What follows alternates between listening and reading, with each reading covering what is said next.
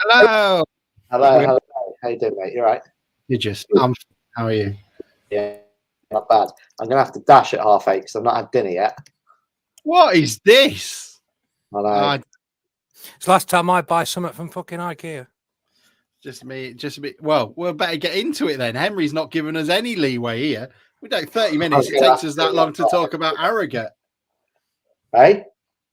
It doesn't even give us long enough to talk about Harrogate. We drew. There we go. Move on. I was going to say that's about all anyone wants to talk about Harrogate, isn't it? Exactly. Well, did you watch the Orient one? Yeah, I watched both. Oh, I'm asking for the club to refund me 90 minutes of my life back for the Harrogate one. I paid for it, and then I wish I didn't. Oh, really? Yeah. Well, yeah, it was interesting. Anyway, what are you doing, Mike? Me and you are going to have to carry this for half an hour. Hello. I've got a light that just doesn't work. Where's Bruce Forsyth tonight? He's not here. He said he's overrunning, so he can't get on. So maybe he'll come on at 8:30 and you can do a relay. Yeah, substitution. Nobody will know. Seamless. No, exactly. It's a very mood-lit room of yours. You can't be doing meetings in the evenings like that, can you? Yeah. It's his only fans meetings. You look like a member of the IRA being interviewed in the 90s. That's Thatcher's skeleton behind me, that is. Oh, glad Sam's not here. 50 seconds. There we go. It wasn't me. I was going to be kind to Sam, and then he said he's not coming on, so can't do it. Can't do it. Honestly, don't you know those bargain buckets you get in the middle aisles of IKEA? Not IKEA, Aldi. Mm-hmm. You're only on to Wednesday, aren't you? Yeah, don't buy anything from there.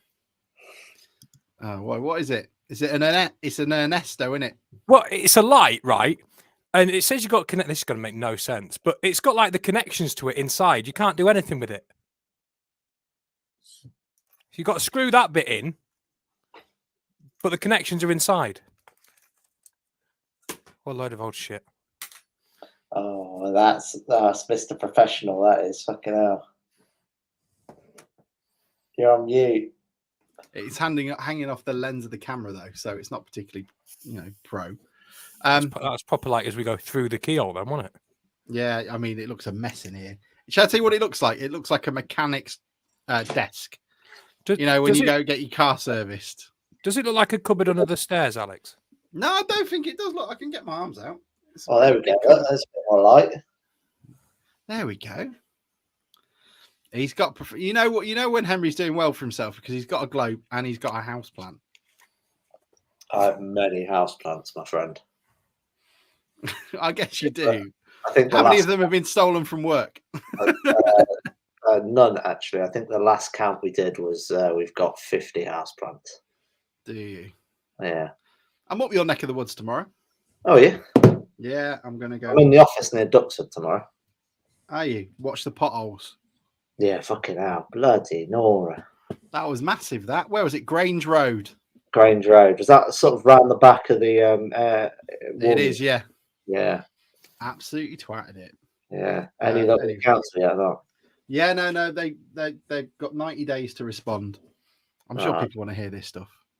Shall we do the jingle and talk then, considering you're leaving us in 25 minutes? Yeah, go on. To have your mashed potato and peas. I'm still not used to this format. What, just chatting? Yeah. What are you having for dinner? Chicken salt and vodka. I'm going to have to Google that. Right, we'll do the thing and then we'll come back. Open wide for some soccer! And now the shipping forecast issued by the Met Office on behalf of the Maritime and Coast Guard Agency at 1130. Go! At 1130. They've done it! They've done it! It's Maguire Drew! They've done it again, this team! What a magnificent piece of football! A really good goal! You can't let me slip from that!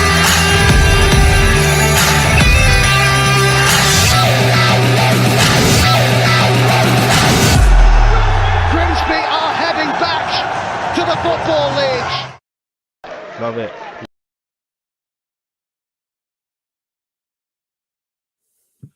Good evening, everybody. But before we even start, chicken salt in Boca is apparently basically just a posh hunter's chicken with prosciutto ham and white wine. Italian There we go. Why didn't you just say that?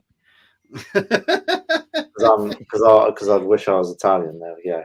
Yeah, that's true. Is that Italian? Is it? All right. Well, look, we've got lots to get on with. So much so that Henry wants to cram it into 25 minutes. We've got 2 games, 2 draws. One we'll talk about, one we probably won't talk about. 2 games to preview. One we'll talk about, one we probably won't talk about. We're going to be joined by the guys from the Saints podcast as well to give us a quick of a rundown on Southampton. I'll be honest, they sound more depressed than most fans do, but are still, Premier League arrogantly swayed into this going, this will be a piece of piss, nice and easy. So we'll see exactly what sort of knockout team they can put up against the mighty Mariners, because they only compete in knockout games. That wasn't necessarily the case, though, yesterday. Town come up 2-2 against running away league leaders, Harrogate and Orient, and could have well won it, couldn't they, Henry? Probably should have won it. Really? Second half, we were by far the better team. The missed penalties the only difference, really. First half, I think they said it in the post-match interviews. I think we gave them a bit too much respect, and it was a bit of a poor goal to concede. Really, Mishi sort of slipped, went to their striker in the box with the back to goal. Mishi still had time to get up, hesitated. Their guys had all day to turn around and hit it, and they're a good enough team to take those chances. And the rest of the first half, really, it was gamesmanship from them, game management. Not a lot happened other than that. We had a few chances. Clifton probably should have done better with his chance in the first half, and then half time it was sort of what it felt like they were just going to see the game out. And then immediately after the kickoff, front foot, really positive passing, great ball from Hunt to Glennon, great cross in, and that just kick-started it, really. And I'm not sure Alex if it came across an eye follow, but the second half just sort of descended into what was quite an aggy game by the end of it.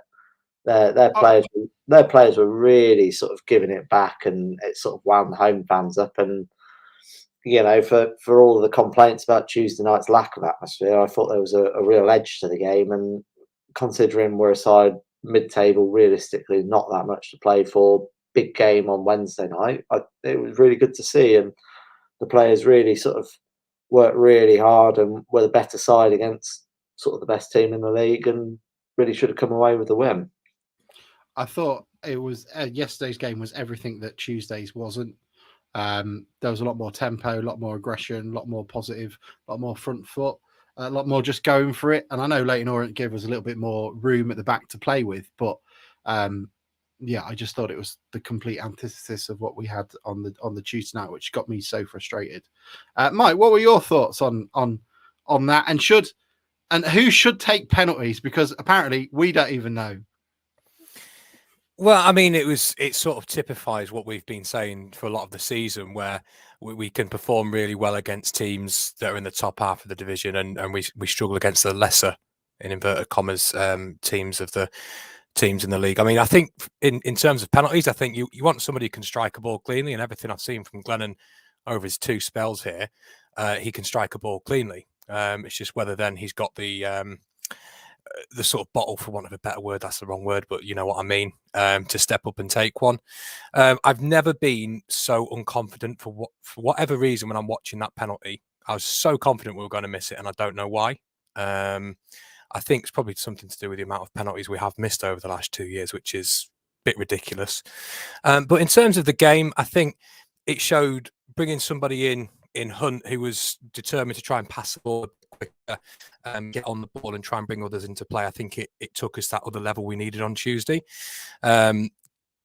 Disappointing to concede the way we did. Reminded me a bit of Northampton, where it was 50-50, not much in it, and then a goal with some poor defending has led to us going in against a better team at half-time behind.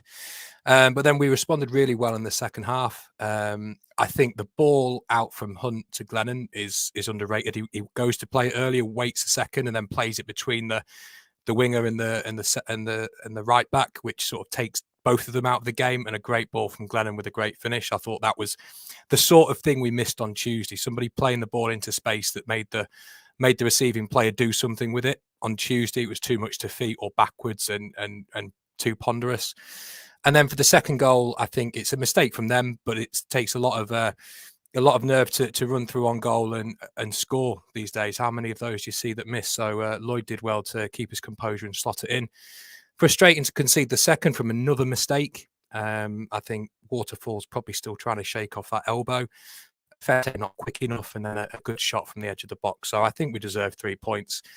Disappointed in the end to take a point, but out of the last 3 games, we'd have taken 5 points all day long. Probably in a different order from how we've got them, but I think it just typifies us. Where, I think we're a team that's a few players away from being a really good team in this league, but there's been too many of those Harrogate performances spotted in with the Northampton and Leyton Orient performances. So, yeah, would have taken a point all day, but disappointed in the end after watching the game.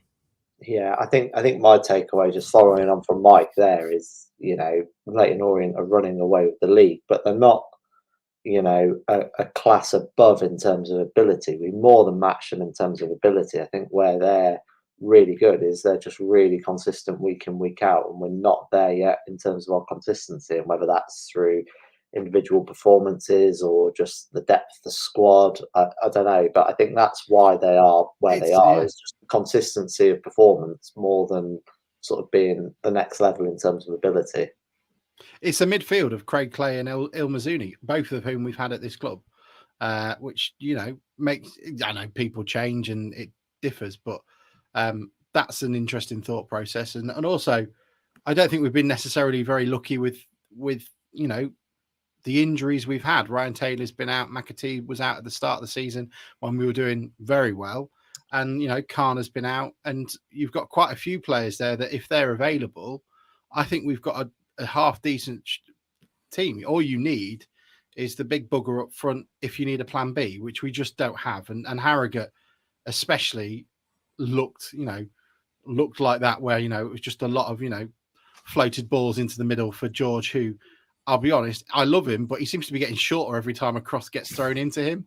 It was just, it just wasn't working, especially that early ball in comparison to the goal we scored was completely different from every other cross we'd put in against that, and at Gillingham as well, though I know Holohan's header came from something similar.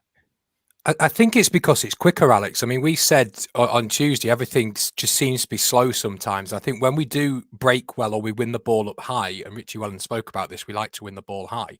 When we do, we have to do it a lot quicker to sort of take advantage of that. When we win the ball back in our final, in our defensive third, and we have to sort of go through phases of play, we're too ponderous. So when we win the ball back and we have to be quick, we look a lot better. I think now I was speaking to Bruce in the week, and I think the difference you saw on Saturday is putting somebody who's technically better in that team made a few players look as good as they should be. So on Tuesday, we're speaking to Bruce, said how many of those get into a top end Division 2 League 2 team? Well, that's a difficult question, because I think if you put some better players in there, like a Khan, like a Hunt, like somebody like a Vernon, I think you end up raising the standard of a few of those players in there. And also, just talking about injuries, I think that Clifton having to come off and being injured sort of changed that last half of the second half for me. I think he was running a lot of the good stuff in chasing the ball down and trying to win it back, and we sort of lost that when Morris came on. Yeah, I think we did look different without Clifton and with Morris on the pitch, and I think the reason that Hunt hasn't been in the team every week is just because the performance he put in on Saturday is not what you get from him week in, week out. It's very up and down, and that is why we're not where sort of Orient are all challenging for those sorts of places. And it's not just Hunt; it's throughout the team in terms of performances. I agree, Alex. I think Lloyd, he's not a true target man, but he really ran the line very well, I thought, on Saturday, and really put a shift in. But he's Paul Hurst. He's short, but works his arse off. He's a real Paul Hurst striker, and he fits the system really nicely, I think. But what I would say is, I know Taylor doesn't score many goals, but when he came on for the last sort of 10, 15 minutes, you can see what he brings immediately to the team, because we don't have it in any of our other sort of attacking options, really. And I've so got to you're say, right. I'm really surprised that Taylor's back. I didn't think we'd see him in a town shirt again. No, it's really good to see him back. I'm really pleased he's back. And, I think that's part of the reason we're not sort of at the very top is, we're not consistent. And some key players, Taylor's had a career with injury histories. He's the wrong side of 30. You can't expect him to play 30 plus games a season. It's just not going to happen. And I think that's probably where we're sort of not competing at the top and why we're inconsistent.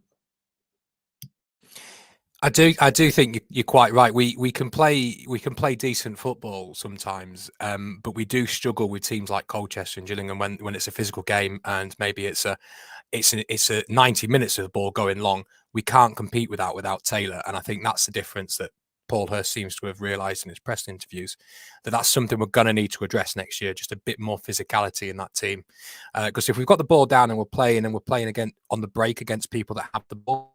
Someone like Lloyd is the player you want. Nippy, Harries wins the ball back high. But if you're trying to break a team down that sit back, he's not the guy you want leading the line on his own, unless he's up with a Taylor and a big man, little man sort of thing. You're going full chat manager 20. Chat manager 4, big man, little man. Federico Larita and Robin Lewandowski in the up front. Is it? Well, Amund wasn't very big, was he? Still scored a lot of goals, so you've got to play for the people. Lot with his head and all. I do think since McAtee's been back as well, he's really missed playing alongside Taylor. I think Lloyd works really hard and I really like him, but he's not going to win the flick-ons in the same way that Taylor does.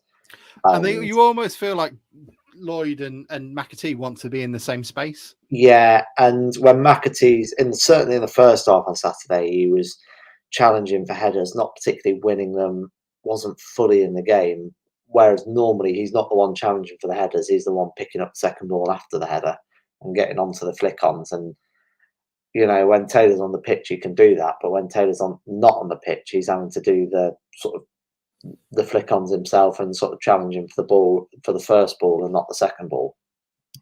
One thing I did notice yesterday, which was quite welcoming, although it probably led to their goal, was we were trying to play the ball out a little bit more, trying to work something instead of 2 passes and go long. And then sometimes you're listening to John Son and you're the typical bloke in the main stand. Every time the ball gets passed out to the wing back, it's get rid. Like, well, no, you've got to try and work something, otherwise you're just playing long ball. So we've got to accept sometimes. I think their first goal is going to happen when we're trying to do that a little bit more. And hopefully that stops us trying to play those long balls to Lloyd, because he can't win them. Someone sat near me made a comment which I actually thought was quite apt, and it was when the ball's played long, half the lower defenders moans, get it down on the floor. When we're knocking it around on the floor, they're like, get it forward. So it's like you just can't win really with the BP crowd sometimes. Get it in the mixer. No, not like that. It was Leighton Orient. Basically, Blundell Park just wants the John Cockrell goal against Huddersfield on repeat every week. Yeah. Where is this work of art? Where is this?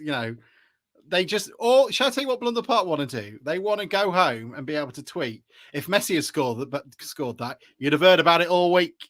That's all they want. That's what they want. That's BP's Nirvana, I think. But it's an interesting one, really. And Leighton Orient played them twice. I haven't been massively impressed. I thought, first game of the season, we looked a step behind, but in that second half, if it wasn't for a relatively dubious penalty and an absolute wonder strike, would have gone away with a point. And yesterday, I think we can feel disappointed we didn't get the win. Yeah, I mean, I think they're in a bit of bad form away from home, from what you hear. But that the table doesn't lie. They're 13 points clear for a reason, and I think it goes back to Henry's point. Richie Wellens has got them as a consistent team because they know what they are and how they do it, and they do it consistently. We've seen many times you don't have to be a Man City in this league to get out of it. You just have to know what you're doing and do it all the time, and you'll pull away because this league does have some poor teams in it. So you don't always have to be pretty. You just have to know what you're doing, and that looks like Leighton Orient all over. They're workmanlike, and they've got a few shithouses in there that like to slow the game down when it suits them. Sounds like my dating strategy as a teenager. I don't have to be pretty. I just need to know what I'm doing. And wind the team up. You've got to draw away from home, see it out. That's win your own games, draw your away games, and that seems to be what they're doing, and they do it well. So they're not special, but what they do, they do well. Yeah, that number 11 that's just popped up here was Archibald, who I think was playing sort of a wing back kind of role, and yeah, he was constantly going back at the lower. It was he? The lower don't like that. The centre half Thompson was giving it a load. One of the strikers was giving it a load. The keeper came all the way over to the lower at one point and gave it back. Was that when he saved the penalty? I think to be honest, yeah, they're shithouses, and like that came into the gamesmanship when they were away from home. But the one thing you take away is they were a close knit unit, and they know how to see a game out. I mean, they got a point today, but that's, to be quite honest, 13 points clear, 12 games to go. They're going to take it. Yeah. And, at the end of the day, they've got Craig Clay and El Mazouni as their sort of core of the midfield. And, Craig was a good player at Town. El Mazouni showed flashes at Town. But you wouldn't say they're great players. They're good players, but they're not great players. But what I think I really believe is they've just got a consistent, they know what they're doing. They know what they want to do. They've got the system and the players fit together, and they're just consistent. And they're not spectacular, and that's why we can go away from both games, even though we lost the first game. They scored a great goal to make it 2-0, which was probably a bit harsh. But, we weren't a million miles away. But the thing is, we've got to be in a position where we do it over 46 games and not over 23 games. Well, we know Sam's not a big fan of Craig Clay, aren't we? From what he said the other week, he didn't rate him at all. But he's doing all right in the top of the league team. But just going back to that comment about their number 11, am I imagining this, or did we have one of our strikers suspended for 3 games for doing that to the Osman stand once, not too long ago? Not a clue. I'm damn sure we did. I'll Google it. Was it Conlon? Was it that far? It might have been. It might have been. Yeah, it was that sort of era. Barry Conlon. Yeah, he was just checking for his pockets for money for a pint. That rings a bell, Mike. I'm not sure who it was, but it rings a bell. Last orders around the ball. That was the problem. It rung a bell. That was the issue. Right, we'll be back. We have got a little thing to worry about because we found ourselves in the fucking 5th round of the FA Cup. Little thing. So that's the final act of the game, which means Grimsby Town are back in the Football League just a year after those awful scenes. We are joined by Ben, who's going to give us the rundown on everything Southampton. I assume he's going to talk about, Laurie McMenemy and Kevin Moore. I'm lucky enough to be on their podcast a minute ago. I'll be honest, Ben, you didn't sound happy. I've come on here for a bit of entertainment, a bit more. I'm already enjoying the conversation with you guys more than I was on ours. It's lovely to know that it doesn't matter whatever league you're in and how much you have to pay a week for a player. They're all shit. And everyone is. You can be just as depressed at a 2-1 win up at the top of the league or against Histon. I think the only difference is, and we were not too long ago in League One, is that off the record, the players tend to try a little bit more down in the lower leagues than they sometimes seem to in the Premier League. But there we go. That's a conversation for another day. Unfortunately, we got to the point though where the players were shit and also didn't try, and we're in the Laceby Arms. To be honest. Yeah. But how are things there? I mean, I'll be honest, I don't pay too much attention. TalkSport isn't on in my car, so how is everything there? Obviously, not at the right end of the table, but is there much that would change? And obviously, Nathan Jones has left, which we're all disappointed of. We were hoping he would limp on, but you've also got a new guy in as well. So, is it positive now, or are we? Do you know, it's amazing how many sets of fans and podcasts I've spoken to over the last few weeks, Alex. I was speaking to Nottingham Forest a few weeks back ahead of their game with us. It's amazing how many people don't like Nathan Jones. I don't think I ever realised that until he joined us as a manager. But there we go. It's news to everyone, I think. But it's. I've followed Saints 35 years now. I think you're used to the ups and downs. You're used to relegation battles. Certainly, when I followed them at the Dow in the 90s, we had a certain Guernseyman who was able to keep us up every season with a big nose, who scored some absolutely fantastic goals. We haven't necessarily got that these days. There's no Matt Letizia in the side anymore. There's a few players that have probably got a bit of quality about them. But I think just in terms of we're not scoring goals and we're not keeping them out at the other end. And for all of us that love football, the Grimsby fans that are watching this will know if you're not doing those two things particularly well, then you're going to find yourself bottom of the league. So we've lost a lot of games this season by the odd goal, 2-1, 1-0. But I think sides have not found it particularly challenging when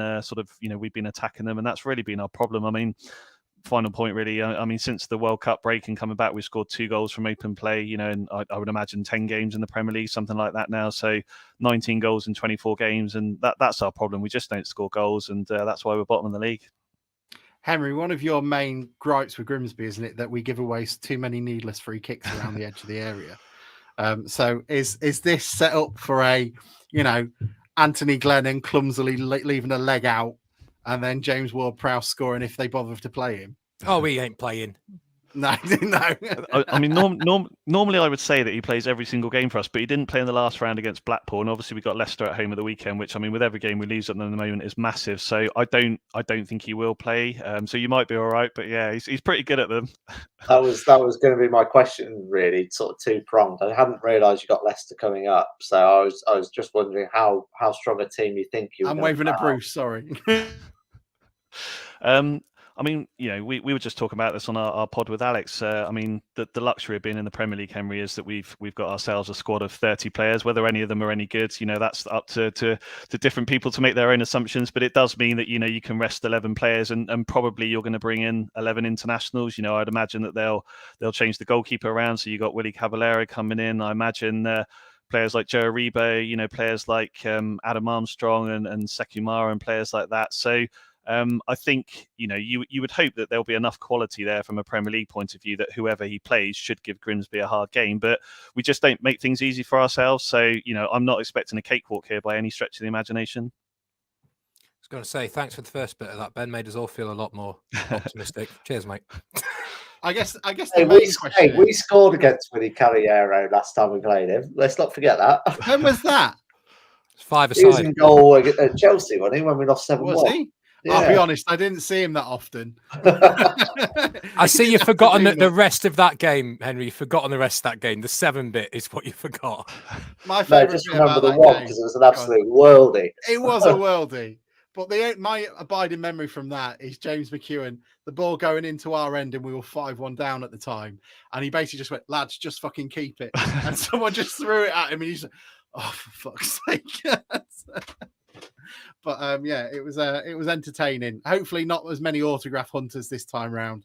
But Ben, what's the thought process of the FA Cup? Are you hoping to use it as a distraction, or is it, look, whatever happens this time, but I'd rather make sure we stay in the league for next season?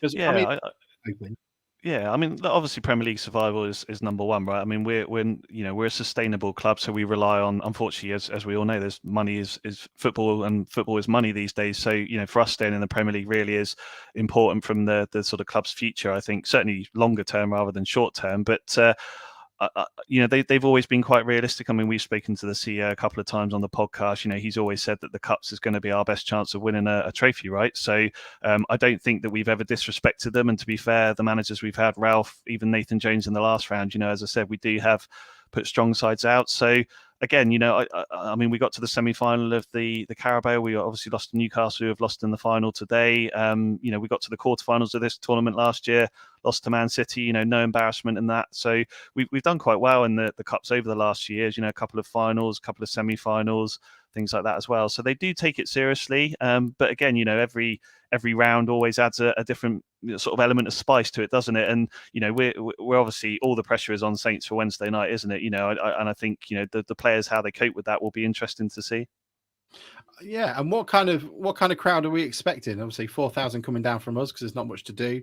Are we expecting our coffers to be filled from this, or is everyone?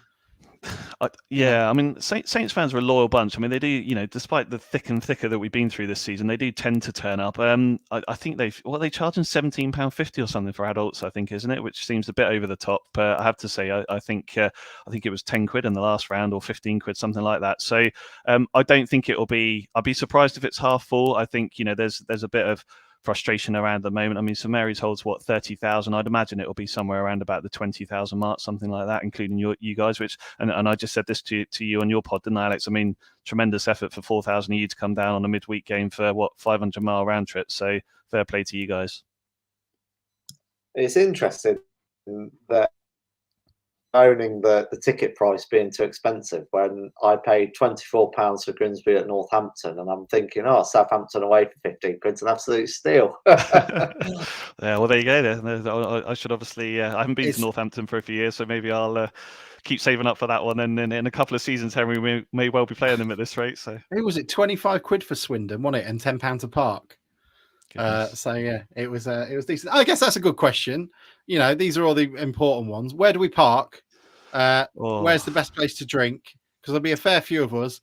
I'm eyeing up the IKEA car park, but I think that might be I mean, a bit of a Southampton trek. because it's obviously without getting too geographical, because it's in between two rivers, it's a bit of a pain to get into and out of. So wherever you're going to park towards the sort of north part of the city, because St Mary's is right sort of down in the docks, and it can be a real slow sort of exit to get out of. So I would say anywhere sort of up towards there's a couple of Bedford Place. There's a sort of multi-store up there, I think, which is about probably 10-15 minute walk. And then in terms of pubs, I mean, there's one on the Chapel Arms. It's just literally 2 minutes from the ground. I mean, Saints fans are a pretty friendly bunch, and I think we always enjoy talking to our opposition fans. I think particularly the likes of sort of Grimsby in the cup games, and I think most of the pubs will welcome home and away fans. It's not that sort of town that gets too protective about it. So yeah, I would say Chapel Arms, and then there's a couple of others. Yates is up on Above Bar and places like that. It's always a classic venue, Yates, isn't it, to go to? So. We lost ours about 20 years ago. Oh yeah, thanks, Ollie. Thanks for reminding us 22 quid at King's Lynn. I take back what I said about 1750 now. Look at the back of somebody's head. Yeah, King's Lynn. It was an incredible place. Steps. The best view was from the toilet, wasn't it? If I remember rightly, everyone was trying to just stand in the pisser. It's an interesting one then, and I guess we're all pretty looking forward to it. But this is quite a corny question that I tend to ask now. So Ben, if you were hired by Town tomorrow, how would you tell Paul Hurst to set up to break down Southampton and to come away with yet another knockout victory? Yeah, good question. I think it's just about it's about we've obviously under Ralph we were really well known for our press and our pressing, and that's kind of stopped this season. We've gone, particularly under Nathan Jones, unsurprisingly, with a Championship manager. We've started going a bit route one. We signed a 6'7" striker in January that we've now decided we don't seem to want to go route one, which means that he's not really being nullified. But I think it's just about pressure, Alex. I think it's about getting in the face of the Saints team. I wouldn't worry too much about formations. I think it's about getting at them. I think they're really nervous at the moment. You can tell that when you watch them play, and they've obviously got experienced internationals in there like Prowsey and stuff like that. But some of the other lads, some of the young players, I think you can tell that when you see teams struggling, they sort of get to shooting. I was watching Chelsea earlier today against Spurs. They get in shooting positions, they pass it because they don't want the crowd on their back and things like that. It's a little bit like that at St Mary's at the moment. So I suppose the long answer to your question is less about formation and more probably just about pressing, which I appreciate fitness-wise can be an effort, but forcing Saints into mistakes, because I think whatever Saints fans are there will get restless, and then that's how you start to build a bit of momentum, isn't it? I'll tell you something. If we're 1-0 up with 55 minutes to go, Mike, how many times is Crocombe going to go down with cramp? We're going to start. I'm going. He's going 1-0 up. He's going down with cramp after 58 minutes. What do you think, Henry? It depends how quickly he gets booked. Yeah, that's true. We can make that last all night. He'll be going down with cramp if we're 4-0 down as well. He will be, yeah. He'll be picking the ball out of the net. It's an interesting one though, and I guess it's it'll be nice to see for us. It'd be a nice little bit of money. What is it, $250,000? If you get through to the next round, we can buy an house. Yeah, it'll be decent to see. Is there anything else that we need to know about you guys before we let you get on and plan how to puncture 4,000 inflatable fish? No, I don't think so. Just that I think we're looking forward to it. I mean, again, we were talking about this on our pod, weren't we? It's 45 years I think since we played Grimsby, and we seem to have been, even this third round of this tournament. Again, we were we seem to get Crystal Palace every single cup competition every year. It's so dull and boring. So I think from our point of view, hopefully we should do enough to win. But I think just the fact it's nice, a bit like we played Cambridge at the start of the season, and Carabao had never played them, in all the years that both teams have been around. So I think it's just nice to finally have a tie and a fixture against a team that we've not played in a long time, and it just generates a little bit more of interest. Simon asked if there is VAR. I do believe there is. Considering the only time we've used it, we had a player sent off after 40 seconds. I'm not particularly looking forward to it. We prefer old school, I think, and getting away with murder. But it'll be interesting. Ben, thank you so much for joining us. Good luck for the rest of the season, bar Wednesday, obviously. And we shall see you all down on the South Coast in a couple of days' time. Likewise. Pleasure, guys. Thank you. Cheers, Ben.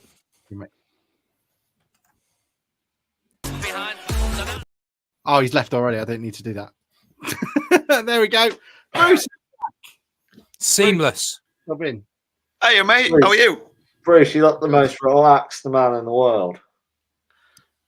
I am relaxed. I am relaxed. Did you like my joke on the WhatsApp? I thought that was pretty good. Henry's got to go at 8:30. Are you in it? I haven't seen it. No. Yeah. Leonici spends more time. I see you're going political. This is not good. What would Sam say, honestly? Yeah, it's feeling. Yeah, exactly. I don't know. Leonici what? Who's Lee Nicky? Yeah. Isn't he a character from Greece? I thought it was pretty. I thought it was pretty good. It's very good. He was a nice. Yes. He was a nice boy, wasn't he? He was lovely. Yeah. It was. Yeah, I know. I went on theirs and swore, and I felt really guilty. Yeah, they do seem like a nice bunch, don't they? You'll be welcome in any of our pubs and all that. We need to introduce and then we him to the Crawley. Then we let a flare. Yeah. Yeah. Then we let a flare bomb off in there. And somebody's hanging off the chandeliers and the pool table gets turned over. Yeah. Jesus, lads. One of you make the joke. Jesus. Yeah. I know. It's just. And that's why like, we haven't played. That's why we haven't played you since 1970. It will be when everyone. If we're getting there early, then the ones that get there early are going to be leathered by kickoff, and anyone getting there late's been boozing in the car for 5 hours. So we're going to be. It's going to be a mess, whatever happens, isn't it? I think the problem is the people that get there early are actually going to be really sleepy by the time kickoff comes around, and there'll all be loads of photos of people sort of hunkered at the back row just asleep. And yeah, I think it'll be good. I don't know. How do you guys feel about it? Do you feel excited? I feel like, this is going to be something to look forward to, but it's not. It's not, FA Trophy final even. No, I think we've got a shot. I really do. Mike. Oh yeah, I do too. I think we've got a chance. It's feeling more like the Palace game than, say, the Chelsea game. And, even with 10 men, we were sort of in that game for a while. So, I mean, it could be that we're 2-0 down in 10 minutes. You just don't know. But, I mean, I'm going into Wednesday sort of somewhat optimistic that we'll give them a game. So, and I think, 4,000 plus on a Wednesday night on the South Coast is a ridiculous effort for a League Two team. And, I think it'd be a great occasion, whatever happens. Compared to what? 500 from Harrogate and Orient on a Saturday when they're 13 points clear. Alex, they did not sound happy to be here. Like, they were so half-hearted. Could you imagine what we'd be like already 13 points clear of the league at the end of February? It'd be carnage. And that's the thing, because you imagine doing it at Harrogate and Orient's unfair because we've got quite a lot of people that live around this way. But you'd be like, there'd be tickets in the home end because the away end would have sold out. People would have bought one of the balconies, and would be hanging Ariadix off it. Even if we went to Barrow, I think we'd take 800, 1,000. Yeah, easily. So it's disappointing from them, really. But, I mean, I guess we're fortunate in a way that we've got quite a spread out fan base. So our away numbers are generally quite good. But I think they do have a lot of competition, though, don't they, in their area of London, though? Yeah, they do. Yeah, it's like if you're from Grimsby, you support Grimsby. I get that. But at the same time, their average attendance is what, 6,000-7,000. So of that 6,000-7,000, I would have expected 1,000, 2,000 to make the trick up. What I'm saying is there's probably a lot of fair weathers in that, mate, that support another Maybe. London team and go along to watch Leighton Orient at home. And that's a rough guess. No evidence to back that up. Well, in a league of I think Forest Green, Accrington, Stanley, and Morecambe, they'll be fine. Yeah. I think you find, Alex, that like people living in London following League Two teams just don't like travelling outside the M25 very much. That's true. I don't like it, Bruce. I've got to be honest, and I don't even live in it. I was going to say you're outside. You're outside, are you? Even with my basic. I'm in the moat. I think he was having a dig at me again, Alex. Oh, sorry, mate. Some people outside of the M25 struggle to get in. Is that helping? There's no world outside the M25. I've spoken to people around here; they all agree with that. That's true. Hasn't your neck of the woods in Croydon just installed a knife detector in a McDonald's? That sounds quite like a theme that could happen. Yeah. Then they stabbed it. Yeah. But yeah, going on to South London politics. Just going back to Southampton. Right. I think it depends if we can stay in the game early on. What'll happen? I think if you look at Luton and you look at Southampton on paper, you would think a team that's struggling in the Premier League or a team that's doing well at the top end of the Championship, you'd probably want to face the Premier League team. But I think the golfing class between the Premier League and the Championship is seen every year. So I don't sort of buy that. I think if we can stay in the game long enough and see what happens, see who gets nervy, they're not used to winning. So if we can stay in the game and nick one, possibly. If we concede one or two in the first half, especially early on, then I think it's going to be one of those nights. Mike, are you going along with the same as me? I think if it's 0-0 at half time, we win it. I think if it's 0-0 at half time, I think we've got a better than even chance of winning it. Yeah. Yeah. Because I think by then there's going to be boos and there's going to be murmurs and every pass is going to be groaned at. It's going to be like the lower Findus times 3. and the 4,000 town fans will start getting a bit louder. The players will start getting a bit more confident. Like, these aren't all that Premier League. Half time it's 0-0, and they'll start to get a bit nervous. But what you see in a lot of these games when a lower league team go against a Premier League team, if they concede early, that's generally it. If you stay in the game and keep us shape for as long as we can, then the more likely it is we nick something. Do I need to take both flags? Don't take any flags at all. Ever. I'm taking a flag. Taking the flag. I think we need to have a go at them. I hope we don't go just to contain them and stay in the game completely for 60 minutes, 70 minutes, because we've played Plymouth and we've played Luton, who are both doing well in their divisions, and we've scored 3 goals at home against Luton, 2 goals away, and we've scored 5 goals at home against Plymouth. The teams that are down at the bottom are going to be low on confidence. We don't want to give them too much possession, in my opinion, and let them have a chance to sort of build confidence and create chances and things like that. I think like their guy, I forget his name, but like their guy just said, get at them. I think we need to, I think if we go to contain, we maybe play them into the game more. And that might sound stupid. I don't necessarily mean contain. I'm thinking more of what we did at Luton, where we're not being stupid. We're attacking when we've got the ball, but I don't think put 11 men behind the ball and see what happens. But I think you can't be committing too many from midfield on a counter attack because you're going to turn the ball over and you're going to be broken against. So I think we just have to be a little bit clever with what we do and when we attack, and to make sure we get back into our shape really quickly.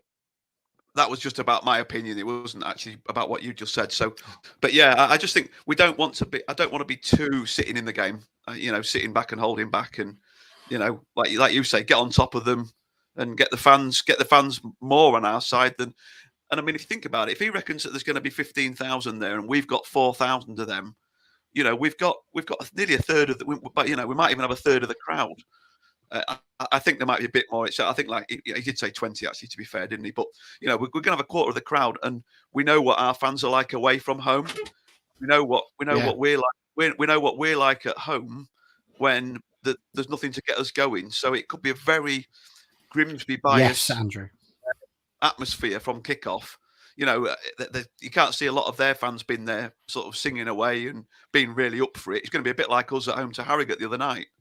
So hopefully the fans can get behind them and we can get off to a quick start. I reckon it's going to be decent. And it's about making memories of it, isn't it? Like this stuff. If we don't get past Southampton, that's a shame. It'd have been lovely to have got to the quarterfinals. It would have been mad, but it's been a decent run. I don't like the FA Cup really. I think it treats us like crap. I don't think this draw has been spectacular, but we have, and it's made us a bit of money. It's helped towards the club, and it's going to be on ITV4. Everyone's Sky Plused it, I assume.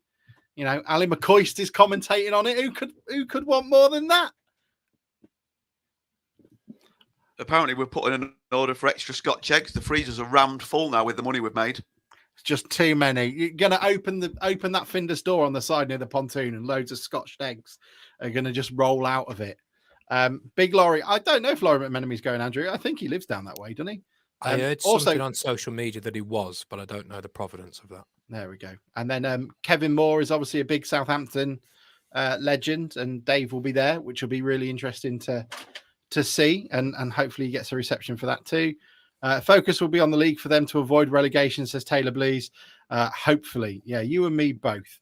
Luke Clarkson says, well buzzed for Southampton.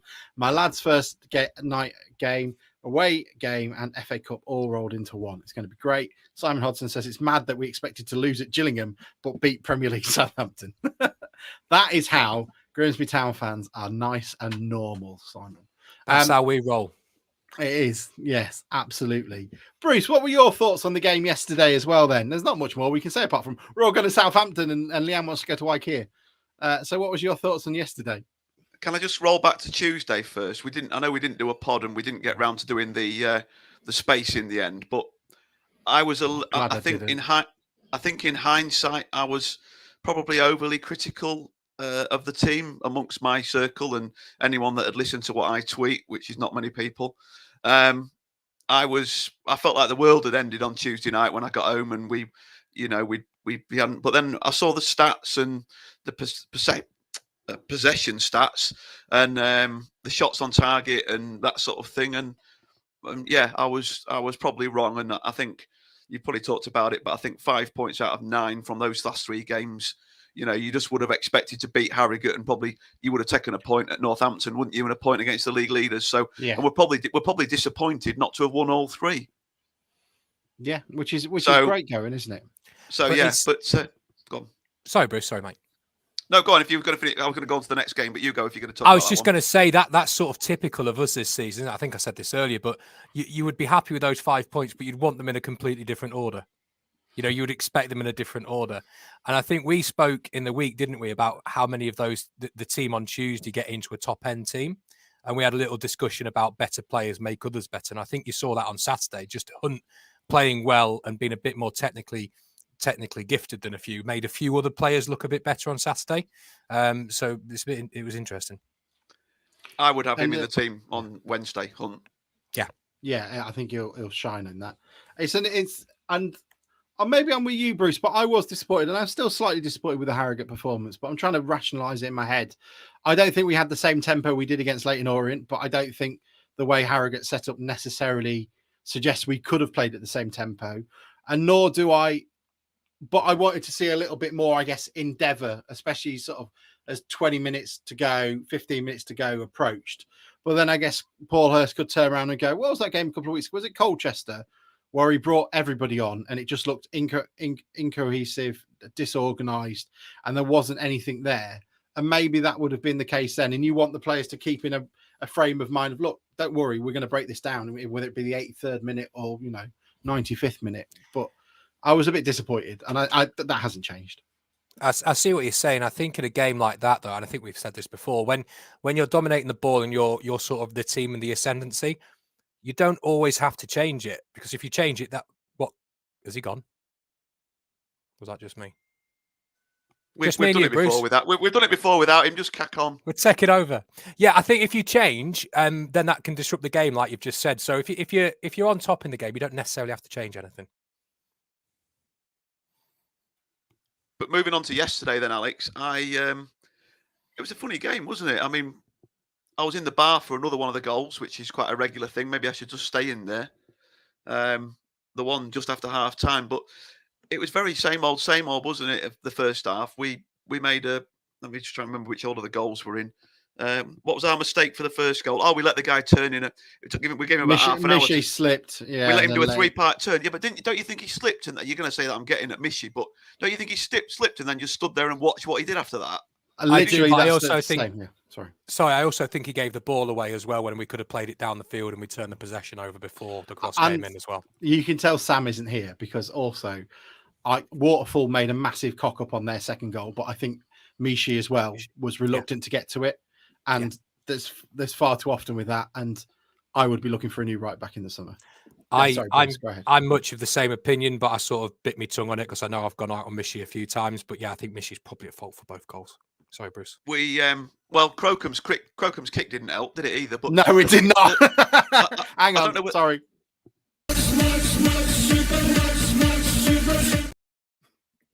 Go on.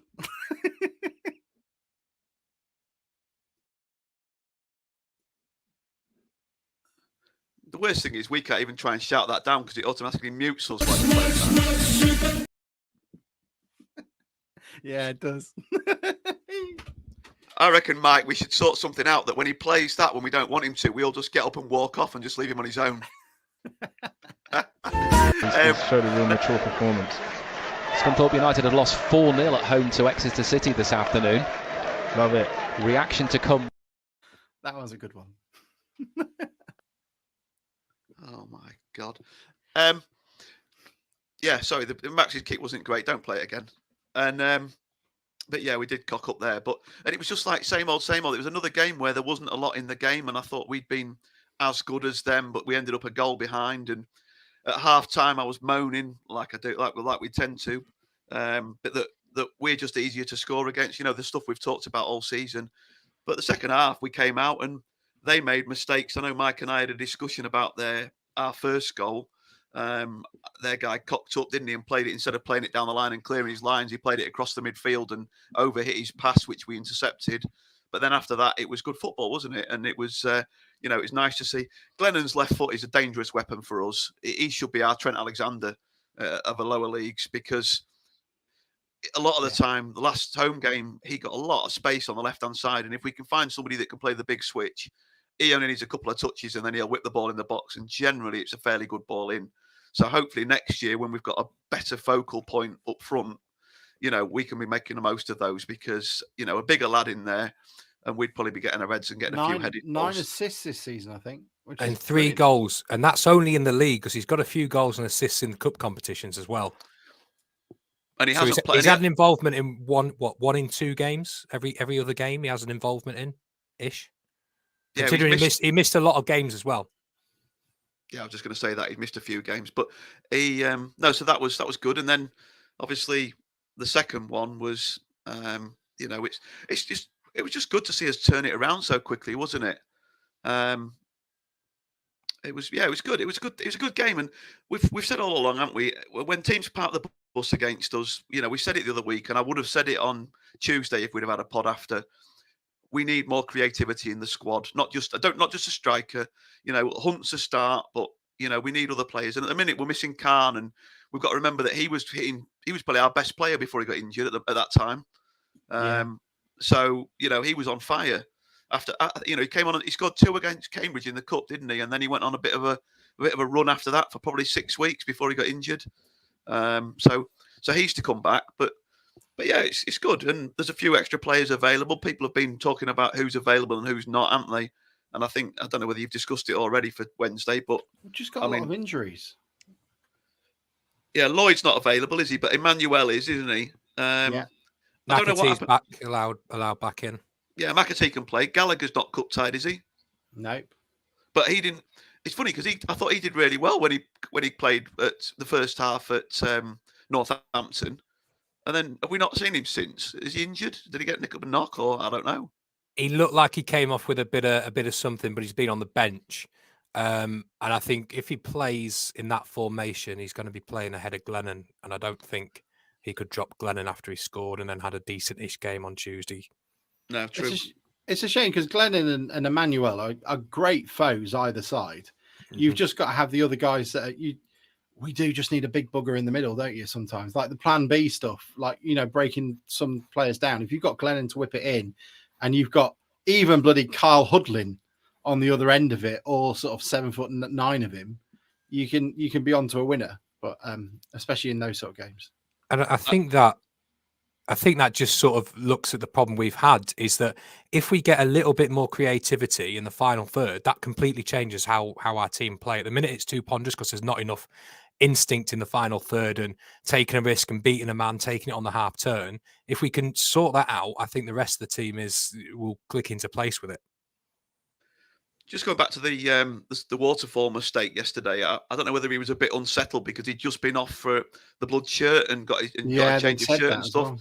Because he also tends to play the right hand side. Mar's been playing left hand side, and he's been playing the right centre back, or sorry, the middle one in the three, and he was sort of almost left back when he was tracking back. He was out of position, but it was very much like watching Maisie's under 12s girls, and when you're running back towards your own goal and you just want him to put it out with the left foot and just kick it into the stand, and he let it run away from himself, and it was a poor bit of defending for a player that's normally so reliable. But I am surprised that we choose, when we're playing three at the back, that I am surprised that we're choosing to play Afete as the right hand side of that three over Andy Smith. I know he had a bit of a nightmare at right back when he first came, didn't he? But he's generally been very solid. Whether we're trying to plan for the future and play with our own players, but I suspect Hurst would play him if he thought Smith was the best. On that, I think you got your best sight of why against Stockport at home. I think when he plays with wing-backs in the way he wants to, it's not a 5, it's a 4 in midfield and a 3. Mishi goes quite wide as a right back and it turns into a 4 and you can sort of try and get an overload. I think he wants his right-sided centre-back to be doing, not what Kyle Walker's doing, but playing that sort of role, getting him up the pitch. I don't think Andy Smith can do that as much. Is there an argument then that you could try the other side and do it with Danny Amos? Yes. Instead, because I think Danny Amos is a more reliable defender. And I'll be honest, if I know we're talking about speaking for the future, I think if Afete is part of our first 11 next season, I don't think we should get too excited. I'll be honest. I'm really sorry. And I think the same with Bryn Morris as well. I think Afete was at fault for both of those goals. And I didn't say anything at the time because I know I've sort of gone in on him a bit in the past. But for me, my mind's made up. I've stuck up for him, but I'm doubting whether he's League 2 quality or he should be a first choice in our team unless something different happens. I've just not seen it from him. We've given him the chance. He doesn't look like he's got the confidence. I think we need to be looking for better. Isn't it? We've talked about it before already. We're darting all over a little bit, but that's what we do. We got to talk about Carlisle at some point. You were talking about plan B and getting it in the box and stuff. I think it's a bit of a shame we didn't convince Manny to. I know we tried, and Manny wanted a guarantee of first team football. And we've said on the pod before that with the injuries we've had, he would have probably played most games this season. And I think that's wrong of Manny that as well, isn't it? Well, he wanted regular football, and Hurst couldn't guarantee him it. I don't think that's wrong particularly. I think that he wants to play football. I'm not going to knock somebody for that if we've told him that you're probably not going to be in our plans. But he would probably have been close enough to the plans that when Taylor and McAtee got injured, that he would have been playing. And I think he would have done okay this season with the deliveries from Glennon and now with Emmanuel coming in on the right hand side. He'd have had plenty to cook himself at. It'd have been a good plan B or A. I understand completely what you're saying and the way the things turn out. It looks like it was probably a bad decision from him and us. On the flip side, if it doesn't turn out that way, he's at an age where he probably wants to be playing football. He's been let go by Tranmere to go on loan to the National League. It doesn't take many more seasons not doing much to go further than the National League. So he probably wants to be playing football, earning himself as a player at National League, League 2 level. Because if he goes into a League 2 team, plays a handful of games, he's going to be looking at National League North, isn't he? Really, if he doesn't do anything. Right, it does depend, I think. But yeah, I don't know. I think Manny's got. I thought he'd have taken it because it's a better option. He was, and also I think I know players have got their other concerns, but I think there's a lot to be said for when you're happy at a club and the fans are happy with you as well. I think I don't expect loyalty from players when, we're talking about Fete now. I think we should be looking next year. And then at the start of the season, last season, Fette's brilliant. We've got to sign him down for another year. We can't expect that sort of loyalty when we don't give it in return. But Manny had come to us under a big cloud from Tranmere. Tranmere fans like worse than Stephen Payne, like that's not true, and et cetera, et cetera. And he'd found his way. He'd got a little bit of a cult status. I think it's a shame. And I've already put out a couple of options that I'd say is big buggers, like an AF Effiong. I like him. I know he's 31 years old. Someone said, and played for a few clubs, but he's scored 13 goals this season already. In a poor team, and I think someone like that or of that ilk, your next Gary Jones, and all of a sudden, the club are kicking on again. Yeah, so I think he would have done well. And just to finish off, going, like I say, continue the darting about. Just going back to yesterday, it was the most entertaining home game of the season. I think That's a low bar. Well, it was, but I have to say, and like I say, that I felt that all 4 goals started from mistakes, but it made for a good game and it was entertaining and everybody went home relatively happy. We should have won. I don't have a problem with if Glennon wanted to. I've always thought you want somebody that it's all right. People saying, "Oh, the striker should take the penalty," and yes, they probably should in an ideal world. But apart from World Cup in 1990, Stuart Pearce didn't take a bad penalty, did he? If you've got a player that wants a penalty and they can put the foot through the ball, then let him have it. I'd rather have somebody confident that wants it than pushing somebody from the back forward. Yeah, it felt a bit weird yesterday, but we just need someone to, Kevin Pressman it into the net. Like, just put your laces through it, do an Alan Poughton, and just smash it in. That said, I do. Maisie, obviously, under 12s, plays up front. I've just told her to grab the ball because it's a chance of an easy goal whenever there's a penalty. And you would like to think that forwards would think the same thing, wouldn't they? Maisie, you're on the bench. Come back. So did anybody else hear what Paul Hurst said about John McAtee?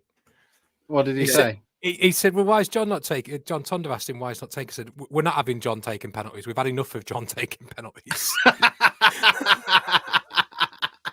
Wonder why he's not performing at the same level. We've had enough of him taking penalties. God, John, don't get online don't get in front of goal. It's bloody terrifying. I think Lloyd was still on at that point, though, wasn't he? I think he did. Did he come off? He came off in the end, didn't he? But he was still on for the penalty, wasn't he? I reckon you bring Sean Pearson on just for that. Sean Pearson on for the penalties. I reckon he absolutely lambasts it. Or Max Crocombe. Get Crocombe up there. Straight down the middle. I reckon he'd be decent in it. Don't you think? Well, actually, not on yesterday's performance with his distribution, but I reckon that's a net buster. Yeah, it could be. But we do need to nail that down, don't we? Who takes the penalties and starts scoring some, because we don't. We've talked already that we don't score enough goals, and we've that's a couple of times this season we've given up an opportunity of an easy goal. And we don't seem to, we don't get many penalties as well. I thought the referee was okay yesterday. I mean, I'm sick to death of the whole.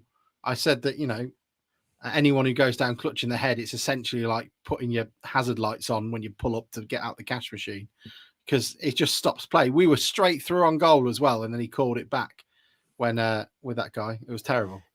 I wish they would do what they do in rugby sometimes. Like, physio can come on. You're out the game, so you're not playing onside. So you roll around as much as you want. You're not going to stop a team breaking on you because you've gone down holding your head. Because that's what it's becoming now. These players just go, as soon as it's a bit pressure, I'll go down holding my head, we'll get the drop ball. And there's no wrong with them. And the time there is something wrong. He's getting mad, he's getting Yorkshire. Yeah. When there is something wrong with them, then it's like the boy that cries wolf. So just say, you can roll around as much as you want. Physio can come on. You're not in the phase of play, so you're not keeping people onside, but the ball can continue into play, and it will stop people doing it. I think the other way of doing it is you have to go off for 5-10 minutes to get checked. If that happens, but yeah. I can see that, but then you'll have to bring a sub on, because otherwise, if it is an actual injury, like they've had somebody like completely poleaxe them, you're down to 10 men. Yeah, that's fine. I don't mind that. But then at the same point, then they're going, actually, I won't go down, because then we have to bring somebody in and then somebody off again. And and it's just a bit disjointed. So I think that would stop a lot of the needless stuff. Boreham Wood were a bugger for it, like going down every time the ball came into the box and clutching their head. We need to do a lot of it on Wednesday.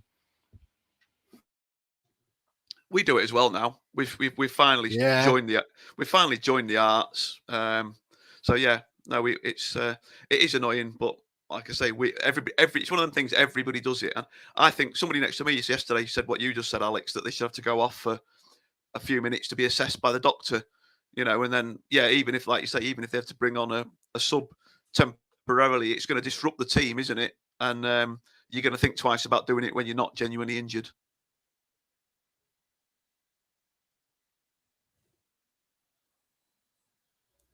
You're muted, Alex.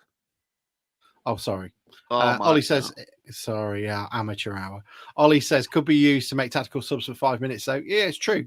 But I don't actually think people are actually that smart. There'll be a couple of managers that get their eye on it. But look at the 5 subs now. I don't think every manager has sort of worked that one out, because I'm still a strong believer of, right, these 2 players get ready to play for 45 minutes, 50 minutes, and then 2 guys are going to replace you. And I don't think many teams play like that. So I don't know if they would be useful at that. Some of the top managers would, I guess. Yeah, I mean, Ollie, don't get me wrong, Ollie. We've not cracked it. There would have to be smarter people than us 3 that looked into it a bit more detail to stop that happening. Can you imagine if Crocombe went down? That'd be quite funny for 5 minutes. Wouldn't it? Pearson in goal for 5 minutes. I would love, and then going on one of his runs. No, not now. Refusing to come off. Could you imagine Tonda if he goes in goal and he goes down the left wing? We'll all be having heart attacks listening. That's amazing. Ollie's idea could be used to bring Cropper on for throw-ins. Exactly, Andrew. Special teams. I wonder how Andrew is. I wonder how Cropper's getting on, actually. He's back in training with Khan. They both seem to be a couple of weeks away, though. Sorry, Cropper's a little bit longer than Khan. Khan could be on the bench on Wednesday, it was said. We don't need Cropper to play. Just need to fucking throw it. Just needs to throw the ball. It's like, we'll play with 10 men and just have him throwing it. It'll be fine. So we'll take something out of rugby with the head injuries. We'll take something out of American football with the special teams. Then we're winning the league. Yeah. Bruce, how are you feeling? Are you feeling more confident? Well, we'll try wrapping it up because it's been like an hour and 6. Oh shit, yeah. But how are you feeling now after Gillingham? I was pretty downhearted after Gillingham. How are you feeling now for the club? We're kind of a little bit adrift of everybody else, and we obviously lost out on maximising the opportunity in one of our games in hand. Do you expect us to move much in the league? Maybe up a couple of places. I think we'll finish 14th or 15th, maybe. Like you say, we do need to sort of win both of. Well, we've got one game in hand. We have, like you say, we've used up 1 or 2 of the games in hand, haven't we? But we've got sort of the teams immediately above us. I think we've got 1 game in hand or a couple of games in hand, but we are, as you say, sort of 4 points behind, 2 places above us or whatever. No, I mean, where are we now? 15th or 16th again, aren't we? 16th. 16th, yeah. It's not great, and I mean the season could tail off when we go out the cup. I mean, obviously, if we're still in the cup after the season ends, then we're going to be fighting all the way. But yeah, Paul Hurst thinks he's got a problem now with Tuesday, Saturday. Wait till he throws the Europa League into the mix. How miserable is he going to be if we're in the final of the FA Cup? Because he's looked like he just really doesn't want to talk about FA Cup. It's just another fucking game. What's going on, Paul? So you're playing Braga on Thursday next season. He's like, oh, for fuck's sake. If I'm honest, I'd rather be at Crawley. We both know that's not true. You know what we'll get though? We'll go into the FA. We'll get Dundalk, or we'll get St Mirren or TNS, and then lose there. Yeah. I don't know. Derry would be good. Don't mind Derry City away. Oh, that's the last time we went there, someone died. Oh, well, not as a result of town going. No, but I remember that, can't you? You must have gone, didn't you? No, I don't. Oh, mate, no, I've got regrets about the tours back in the 90s. I don't know why. I think these days with the internet and stuff, there'd have been a frenzy whipped up about going on tour and stuff. Yeah. But back in the day, we'd take, there'd be 10, 15 town fans went. But But yeah, they would have been, Northern Ireland tours would have been Scandinavia. You could have taken your message to the original IKEA, not just the one in bloody Southampton. Is there any of these European games inside the M25? Only on telly. Only on telly, yeah. Don't you worry about that. I think that's it, isn't it? What time are you getting down there, Bruce? We're leaving at 7:30 apparently, which I'm not going to complain about. Get down there nice and early, and gives us nearly 24 hours on the south coast, then, doesn't it? So lovely stuff. Are you staying over? Yes, mate. Good, Mike. What time are you getting down? Finish work at 3, leave at 4, so probably about 5:30ish. I've got half day, so I'll be down there from 1. But I do have a conference call maybe at 2. So I might have to find a quiet place in Yates's wine bar to take it. This is definitely my office, St. Mary. As Bruce is handing on a chandelier behind. It's just a picture. It's really realistic. Is that a Jaeger bomb? No, it's just a fancy cup of coffee. Thanks, mate. Are you driving? Are you driving, Alex, or you get the train? Or yeah, something? annoyingly, there's no way of getting back. Like last train's 10 o'clock. So you should have stopped over. You can stay in our room. Okay, I'll do that then. This I is mean, the honestly, if southeast, we're there's no winning, I will trains. be staying. Yeah, I know it's terrible. It's like living up north. Can you just for a minute? I mean, let's just be whether it's realistic or not, and we say it's half realistic. Go on, have a drink. Can you imagine Wednesday night out in Southampton with I reckon there must be 1,000 of us staying over, or 500 at least staying over. You imagine what it's going to be like if we've won. Oh. There's some poor bugger going to his shift at the bank on Thursday morning, like, why are all these people laying in the high street? What is going on? Why is there an inflatable fish in the bin? Everywhere, yeah. Come on, let's do a Titanic tour. They've got a heritage trail. Let's go do it at 4 o'clock in the morning. All pissed out of our face. Walking past graffiti like, who was pissed on my fish and why? There'll be a town scarf wrapped round the Cunard line bloody sign or something, won't there, or something, and with some beer, some empty bottles next to it. Is Bruce trying to hijack the Queen Mary? That's how it starts. Conspiracy. We'll be getting Lee Bleach to take us on a spin on something in the harbour, won't we? Oh, could you imagine the idea that if we win, someone is definitely waking up off the coast of France, going, I have no idea where I'm going. I think I'm going to Cherbourg. The Isle of Wight or Jersey or something. We could let them know our chalet's available, Alex, if they find themselves in France. Yeah, exactly. I was going to Newport away. I've ended up on the Isle of Wight. Do you know what? It'd be incredible. Quarterfinal of the FA Cup, Bruce. This is the last time we can imagine it now. Yeah, it's Fleetwood, wouldn't it? It'd be Fleetwood. It would be fucking Fleetwood. It would be. I wouldn't mind that. It would be Fleetwood. And then you get Sheffield United in the semi-final because it'll be then John v James. Yeah. And then we get someone really like Leicester. The most unglamorous cup win ever. We're doing an England run. Just more importantly for the future, what does the prize money go up to in this round? Have you looked? $250,000. What? Is it $250,000? Oh, you buy a garage round here. You could buy a garage. You said you could buy an house earlier. Buy a garage. That's true. I think it is FA Cup prize money. Yeah, it was 120. It went up from 105 to 120 last round, didn't it? I think. Kevin Broughton says it's 225. Yeah, 225. Then it's 450 in the quarterfinals. Semi-final losers get $500,000. Semi-final winners get $1 million. Winner gets $2 million. So we're going to make 3 or 4 mil out of this cup run in the end, aren't we? How much is it to get knocked out the first round of the nations of the Conference League? Right.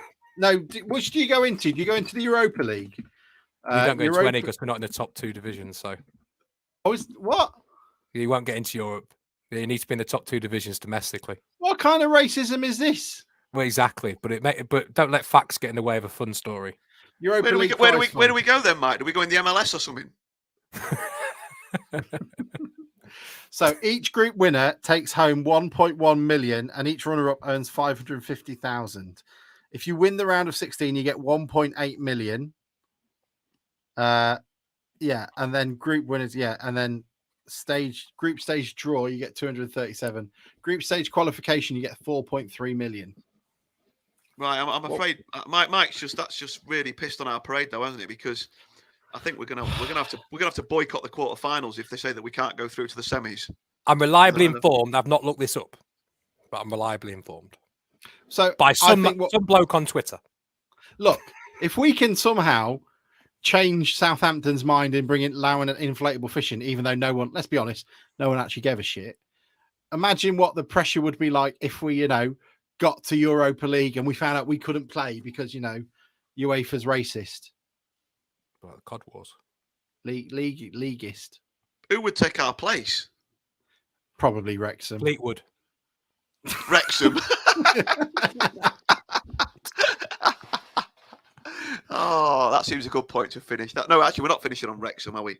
Right. No, I'm looking forward to it. It doesn't matter that it's 4.5 hours away. What are we thinking about Carlisle on Saturday? I'll tell you what we can finish on. It's nice to see you two a bit more cheerful than your bloody miserable selves last week. Oh, I fucking hated Town that week. Christ alive. I was like, I don't care how good Jason and Andrew have been. Fuck them. Making me miserable. Making me go to Kent. I didn't even think it existed. And then losing. Oh, Jesus. It's like when you walk into a funeral, you're not sure it was awake when you walked in. You're like, hey, oh. What, like all I'm thinking of is Dylan. Please don't. I've got a funeral in a couple of weeks. Don't make me do that. That'll be no. Christ. Oh. My mum would never talk to me again. Double dares you. There'll be no town fans at Carlisle if we win on Wednesday. We'll all still be down south. Let's be honest. Are we home or away? No, we're away. Christ, that's a hell of a week, isn't it? Southampton one game and then Carlisle the next. We can nick that boat and travel round, can't we? Just past Wales. Who's doing this tour? That is pretty brutal. Maybe we need to split the team into two teams. Send one team to Carlisle and the other go to Southampton. Yeah, well, I'm thinking more about the fans. Actually, to be fair, I can think of a few that I'd send up to Carlisle instead of down to Southampton. But yeah, no, that would be just some big signs. We got the short straw. Yeah. How do you? I'm hoping the atmosphere is good. I can understand it's going to be a bit.